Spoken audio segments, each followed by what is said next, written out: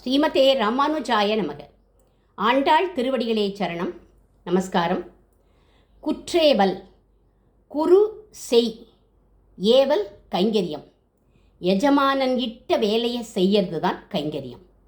நாமா செய்யும் வேலை கைங்கரியம் கிடையாது. பகவான் சொல்ல அந்த வேலையை நம்ம செய்யணும். ராமண்ணா பஞ்சவடியில் வர்ணசாலையை எங்கே அமைக்கணும் அப்படின்னு கேட்டான் லக்ஷ்மணன்.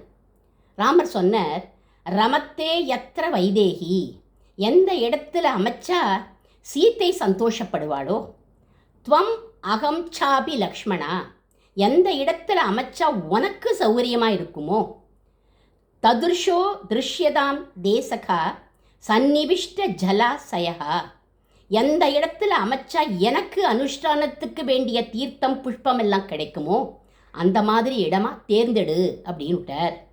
அதை கேட்டுட்டு ஓன்னு அழ ஆரம்பிச்சுட்டான் லக்ஷ்மணன். ஏண்டா அழற அப்படின்னு கேட்டார். நீங்கள் சொன்னது நியாயமா அண்ணா? உங்களுக்கு உகந்த இடத்த தேர்ந்தெடுக்க சொன்னது நியாயம், மன்னி சீதைக்கு உகந்த இடத்த தேர்ந்தெடுக்க சொன்னது நியாயம். என்னை எப்படி அந்த லிஸ்ட்டில் நீங்கள் சேர்க்கலாம்? ஐ ஆம் யுவர் சர்வெண்ட், உங்களுடைய தாசன். எனக்குன்னு விருப்பு வெறுப்பு உண்டா அப்படின்னு கேட்குறான். என் அம்மா சுபத்திர கூட காட்டுக்கு கிளம்புற போது என்ன சொன்னா? அவன் பின் செல் தம்பி என்னும்படி அன்று ஏவல் செய்யக்கூடிய தொண்டன்னு போ அப்படின்னு சொன்னாளே அப்படின்னா உடனே ராமர் சொன்னார், அழாதடா லக்ஷ்மணா, நான் ஒரு இடத்தை தேர்ந்தெடுத்து கொடுக்குறேன்னு தேர்ந்தெடுத்து கொடுத்தார். அங்கே பர்ணசாலியை கட்டினா கைங்கரியம் பண்ணினான். லக்ஷ்மணர் மாதிரி தான் குற்றேவல் எங்களை கொள்ள வேண்டும் அப்படிங்கிறா ஆண்டாள்.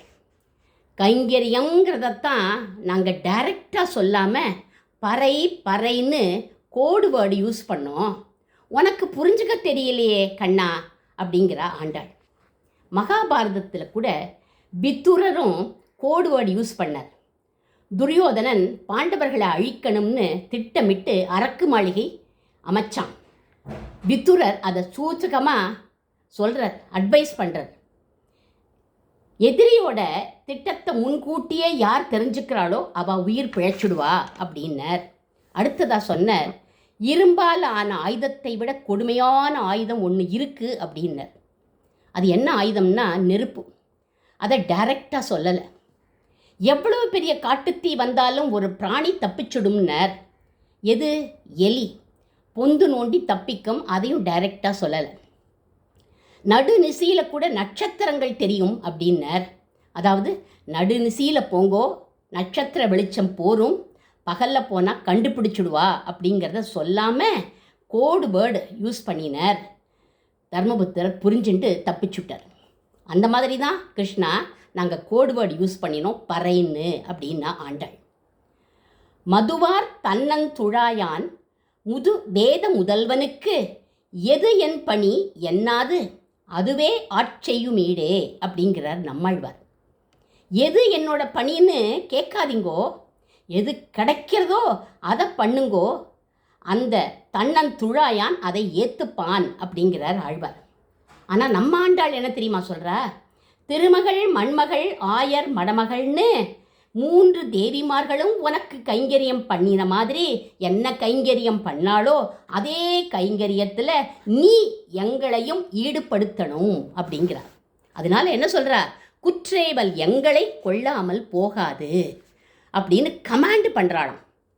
அதனால பராசர பட்டர் திருப்பாவை தனியனில் என்ன சொல்கிறார்? சோச்சிஷ்டாயாம் சிரஜனிகளிதம் யாபலாத் கிருத்திய புங்தேன்னு தன்னுடைய சொல் மாலையினால் பகவானை கட்டி போட்டு பலவந்தமாக அனுபவிக்கிறா ஆண்டாள் அப்படின்னார். கோவிந்தனை லாக் பண்ணிட்டாளாம் ஆண்டாள். கோவிந்தால முதல் எழுத்து கோ, கடைசி எழுத்து தா, சேருங்கோ கோதா. நடுப்புற என்ன வருது? பின். கோவிந்தனை கோதா பின் பண்ணிட்டா. பின் பண்ணி அழைச்சி சொல்கிறா, சாதாரண பறையை வாங்கிறதுக்காக நாங்கள் இந்த சிற்றஞ்சிறுகாலையில் உன் முன்னாடி வந்து நிற்கலை. கைங்கரியங்கிற பறையை நீ, அந்த பறையில் நீ எங்களை ஈடுபடுத்தணுங்கிறத குற்றேவல் எங்களை கொள்ளாமல் போகாது அப்படிங்கிற அந்த பதத்தில் வச்சுட்டா ஆண்டாள். ஆண்டாள் திருவடிகளே சரணம்.